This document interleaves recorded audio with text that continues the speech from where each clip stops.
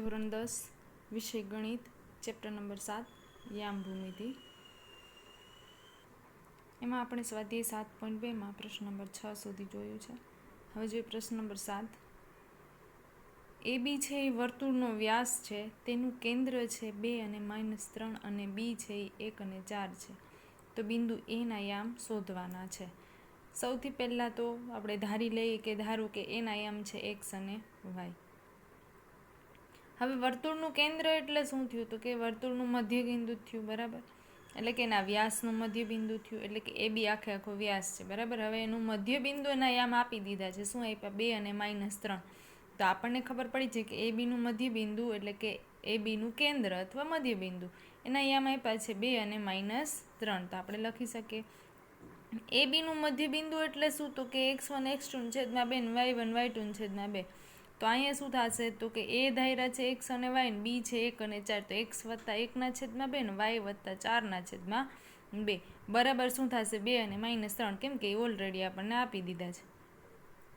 એક્સના x સાથે લઈ લે, વાયના y સાથે લઈ લે. x પ્લસ 1 છેદમાં 2 બરાબર 2 આવશે અને y પ્લસ 4 છેદમાં 2 બરાબર -3 આવશે. 2 છે એ બરાબરની પેલી સાઈડ જાય એટલે ગુણાકારમાં થઈ જાય એટલે 4 આવે. x પ્લસ 1 બરાબર 4 એટલે એ પ્લસ 1 બરાબરની પેલી સાઈડ જાય તો 4 -1 એટલે x બરાબર શું આવે? 4માંથી 1 જાય તો 3 આવે.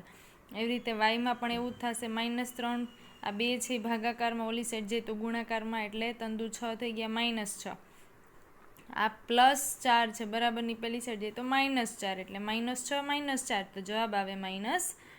એટલે કે બિંદુ એના યામ છે 3 અને -10. એના પછી એવું કીધું છે કે જો એ અને બી અનુક્રમે -2 -2 હોય અને 2 અને -4 હોય તો એપી બરાબર 3/4 એ બી થાય અને બિંદુ પી રેખાખંડ એ બી પર આવેલું હોય તો પીના યામ આપણને શોધવાના છે. સૌથી પહેલાં એણે જે કીધું છે એ જ લખી લઈએ. એના યામ -2 છે, બીના યામ 2 -4 છે, બરાબર. કોઈ બિંદુ પી આપેલું છે. હવે એના યામ આપણને શોધવાના છે. ધારી લઈએ કે પીના યામ એક્સ અને વાય છે, એ બી ઉપર આવેલું છે. એ સિવાયની એક શરત આપેલી છે. એ બી બરાબર 3/7 એ બી, એપી બરાબર 3/7 એ બી છે, બરાબર. હવે પીબી બરાબર એ બી માઇનસ એપી એ કઈ રીતે આવે? તો મેં દોરેલું છે. જો સૌથી પહેલાં તો આપણને કીધું એ બી આખે રેખાખંડ છે, વચ્ચે કોઈ બિંદુ પી આવેલું છે. હવે પી બી એટલે શું? તો કે આખા એ બીમાંથી આટલો ભાગ કાઢી નાખો ને તો પીબી રહે. એટલે કે પીબી એટલે શું થાય? તો કે એ બીમાંથી એપી બાદ કરો તો આપણને પીબી મળી જાય, બરાબર. તો એ બી એટલે એપી બરાબર તો આપણને આપ્યું છે 3/7 એ બી એટલે એપીને બદલે લખ્યું છે 3/7 એ બી, બરાબર. એટલે જવાબ શું આવે? લસા લઈ લેવાનો. 7 એ બીમાંથી 3 એ બી જાય તો 4 એ બી છેદમાં આવશે 7 એટલે 4/7 એ બી, બરાબર. હવે એપીના છેદમાં પીબી આવશે તો શું થશે? એપી કેટલા આપેલા છે? 3/7 એ બી, બરાબર. અને પીબી કેટલા આપણે શોધ્યા છે? 4/7 એ બી આવશે એટલે એ બી અને 7 ઉડી જાય. વધે શું? 3/4 વધ્યું. હવે એટલે આ 3/4 એટલે શું છે? તો કે એપી અને પીબી આનો ગુણોત્તર આપણે શોધ્યો હતો. ગુણોત્તર શા માટે? તો કે m1 અને m2 મળી જાય એટલા માટે. તો કોઈ પી એક્સ અને પીના બિંદુ છે એક્સ અને વાય એ બીનું 3/4 ગુણોત્તરમાં વિભાજન કરે છે. એટલે કે m1 અને m2 આપણને મળી ગયા 3 અને 4. તો આપણને ખ્યાલ છે એક્સ વાય બરાબર 3